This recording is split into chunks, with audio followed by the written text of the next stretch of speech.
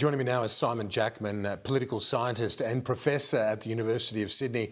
Simon, already enormous, intense global pressure on Putin. Surely this only adds to the condemnation. Yeah, and Kieran, in particular, with my American politics hat on, the one I'm looking for is reaction inside the United States.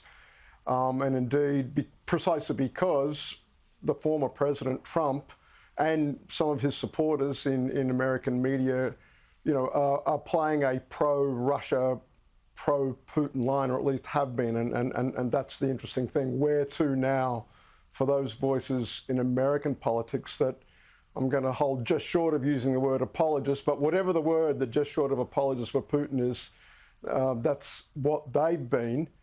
And of course, Kieran, in Europe, where you've seen already several European leaders say, well, enough is enough. We can no longer continue to take any gas or fuel products out of Russia. This is just simply beyond the pale. And of course, that poses the question then, well, if you're not going to take your oil and gas from Russia, where are you going to get it from? But already the reaction to this, Kieran, pretty swift in Europe. And like I said, I think a real interesting shoe to drop will be see how this plays out in American public opinion and elite opinion over the next day or two. Certainly for Biden, it's been a much more coherent, effective response leading the international consensus against Moscow. Well, that's true, Kieran, except, and the except is that it hasn't translated into a lift in his political stocks in the United States. Biden's approval numbers are kind of exactly where Trump's were at this stage of his presidency, in the low 40s, heading into a midterm election cycle, which would typically spell big losses for Democrats in Congress, and they've only got 6 seats to play with. None of US troops aren't on the ground, so typically the way a US president gets political capital is out of rallying the troops, that rally around the flag effect, when American lives are on the line. Now, American lives are not on the line. Biden's refused to sort of elevate Ukraine for all the reasons we've talked about before, about putting US troops into contact with Russian forces.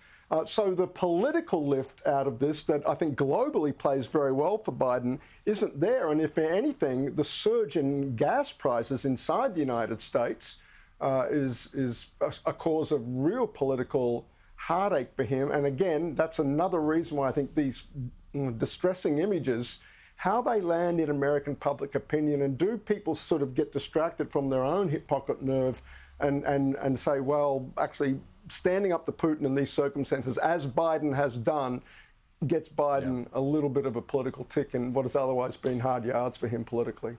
So where is the Republican Party at when it comes to this issue? You touched on some of those around Trump and supporters of Trump, but is there a divergent view within the Republican Party? Kieran, we were on especially close lookout for that early on. And I would say it's about 90-10 in terms of elected representatives of the party. It's very tough, for instance, to find a Republican senator playing a very strong pro-Russia, let Russia do what it wants as a great power in its sphere of influence. We've really got no strategic interests here, nothing for us to do. Very few Republican senators and only a few Republican House members saying that.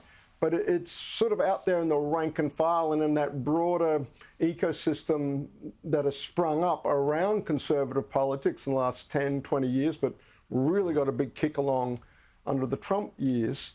And indeed, one or two very prominent voices with high-rating television shows in prime time in the US have been the place where that body of opinion has found a home in the United States. What's very interesting is watching official Republicans, some of those elder statespeople of the party elected and serving in the US Senate, how they're, I think it's a very interesting moment for Republican politics, Kieran, how they are staking out a line that's a little bit different from what I think a lot of their voters are hearing after dark on some of the cable channels in the United States.